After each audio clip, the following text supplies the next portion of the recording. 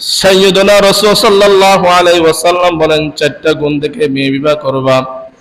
এক নম্বর লিমালিহা, বাবার মেয়ের বাবার সম্পদ দেখবা।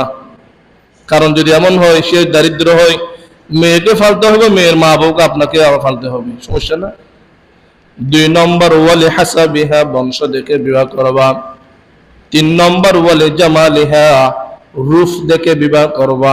চার নম্বর ওয়ালি দীনিহা, ধার্মিক কিনা, এটা ধার্মিক ফ্যামিলি কিনা, এরকম ধার্মিক ফ্যামিলির মেয়ে বিবাহ করবেন। এই চার গুণ বলার পরে আল্লাহ রাসূল কি বলতেছে, ফাজফার বিযাতিদ দ্বীন তারিবাত ইয়াদাক, তবে এই চার গুণের মধ্যে ধার্মিক গুণটাকে গুরুত্ব দিবে।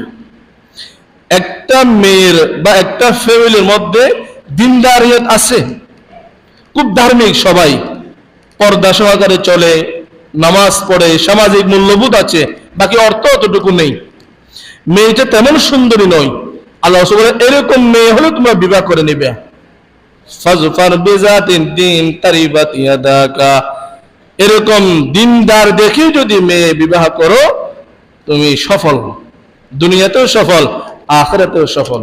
কারণ আল্লাহ রাসূল হাদিসের মধ্যে বলেন, আপনারা জানেন, আদ-দুনিয়া কুল্লুহা মাতাউন ওয়া খায়রু মাতা'id দুনিয়া আল মারাতুস সালিহা, দুনিয়া সবটুকু নিয়ামত উম্মতের জন্য কল্যাণকর।